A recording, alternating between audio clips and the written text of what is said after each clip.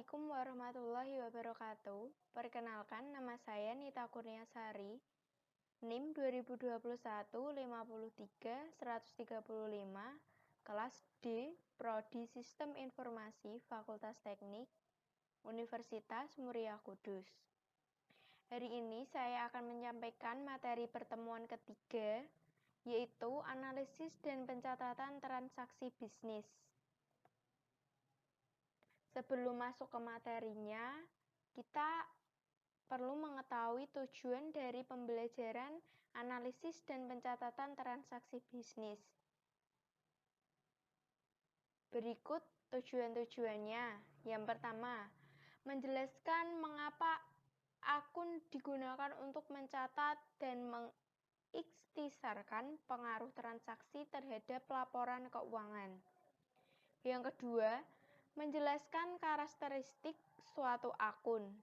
Yang ketiga, menjabarkan kaidah debit dan kredit serta saldo normal akun. Yang keempat, menganalisis dan mengikhtisarkan pengaruh transaksi terhadap laporan keuangan. Yang kelima, menyiapkan neraca saldo dan menjelaskan penggunaannya untuk menemukan kesalahan. Yang keenam, menemukan kesalahan pada pencatatan transaksi dan mengoreksinya. Yang ketujuh, menggunakan analisis horizontal untuk membandingkan laporan keuangan dari periode yang berbeda. Setiap pos dalam laporan keuangan yang disebut akun dimasukkan dalam buku besar. Perlu kita garis bawahi yaitu akun. Selanjutnya, sekelompok akun untuk suatu entitas bisnis disebut buku besar. Jadi, buku besar adalah sekelompok akun untuk suatu entitas bisnis. Sedangkan bagian akun adalah daftar akun dalam buku besar. Klasifikasi utama dari akun, yaitu ada aset. Aset ini adalah sumber daya yang dimiliki oleh perusahaan. Ini dapat berupa kas, investasi kas, perlengkapan, investasi perlengkapan, bangunan, investasi pembangunan, piutang usaha. Piutang usaha ini dapat kita dapatkan dari kita menghutang kreditor seperti bank atau kreditor-kreditor yang ada. Kewajiban adalah utang kepada pihak luar, yaitu utang usaha, wesel bayar, dan utang gaji. Selanjutnya ada ekuitas pemilik, yaitu hak pemilik atas aset perusahaan, yaitu contohnya ada pada materi pembelajaran kedua yang sudah disampaikan oleh Bapak dosen, yaitu mengenai modal dan penarikan. Yang kedua ada pendapatan. Pendapatan adalah kenaikan ekuitas pemilik sebagai hasil dari menjual jasa atau produk. Pendapatan ini diperoleh dari kita menjual jasa atau produk dari perusahaan. Setelah itu kita mendapatkan laba. Laba inilah yang disebut dengan pendapatan. Setelah itu ada beban. Beban adalah penggunaan aset atau jasa untuk menghasilkan pendapatan. Di sini ada beban sewa, beban gaji, dan beban utilitas. Jadi beban itu kita menggunakan aset jasa untuk menghasilkan pendapatan. Itulah yang disebut dengan beban. Selanjutnya, untuk membantu memudahkan kita belajar, untuk membantu kita mudah dalam belajar, suatu akun itu dapat digambarkan menyerupai bentuk huruf T. Seperti ini, di mana ini untuk memulai pembelajaran akuntansi. Kita dibagi menjadi dua bagian, yaitu sebelah kiri disebut dengan debit dan yang sebelah kanan disebut dengan kredit. Kita peroleh dari jurnal umum. Ini di sini sudah dituliskan angka-angkanya, yaitu mulai dari 3.750, 4.300, 2.900. Ini yang disebut dengan debit. Sedangkan yang sisi kanan disebut dengan kredit, yaitu ada 850, 1.400, 700, dan 2.900. Bagaimana sih menyeimbangkan akun T? Cara menyeimbangkan akun T yaitu sebagai berikut. Yang pertama, jumlahkan sisi debit.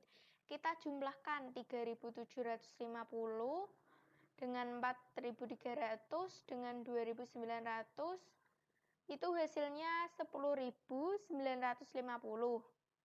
Tahap yang kedua, kita jumlahkan sisi kredit, sisi sebelah kanan, yaitu dengan angka 850, 1.400, 700, 2.900. Itu menghasilkan 5.850.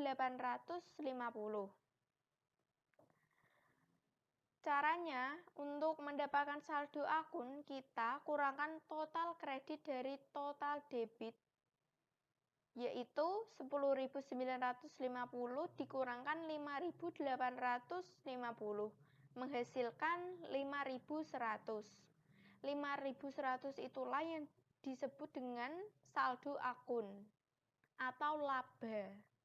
Transaksi dan akun neraca. Di sini penampakan jurnalnya itu seperti ini. Ada tanggal, urean, ada debit dan ada kredit. Di sini dituliskan pada tanggal 1 November, Chris Card menyetorkan $25.000 ke rekening bank atas nama Net Solution. Di sini $25.000 itu adalah uang dari Chris Clark yang belum disetorkan. Itu masih uangnya Chris. Setelah dia menyetorkan uang itu di bank atas nama perusahaan Net Solution, itu bukan lagi uang Chris, melainkan itu modal Chris yang diatasnamakan ke bank Net Solution. Jadi di jurnal ini dituliskan pada tanggal 1 November untuk uraian kas itu dimasukkan ke debit.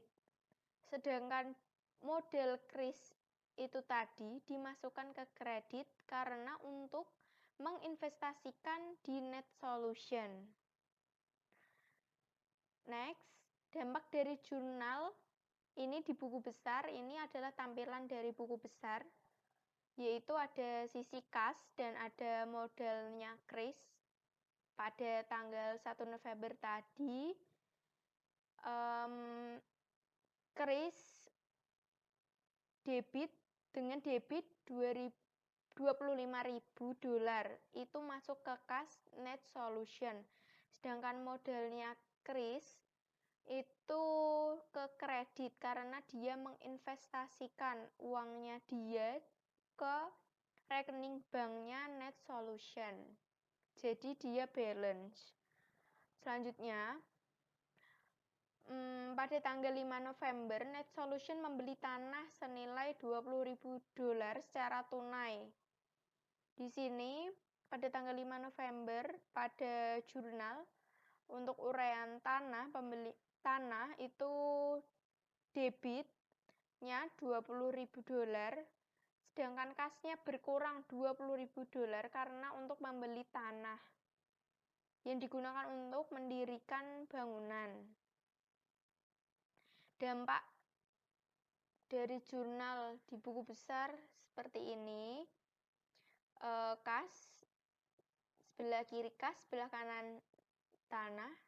Pada tanggal pada tanggal 5 November itu Kas itu dituliskan $20.000, kredit $20.000 pada kas, sedangkan untuk membeli tanahnya debit $20.000. Lanjut. Pada tanggal 10 November, Net Solution membeli perlengkapan secara kredit senilai $1.350. Membeli perlengkapan dituliskan debit $1.350, sedangkan utang usahanya $1.350 adalah kredit karena membeli perlengkapan secara kredit. Dampak dari jurnal ini di buku besar yaitu perlengkapan pada tanggal 10 November debit $1.350, sedangkan utang usaha kredit $1.350.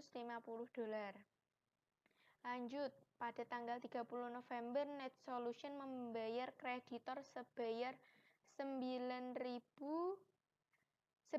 $950.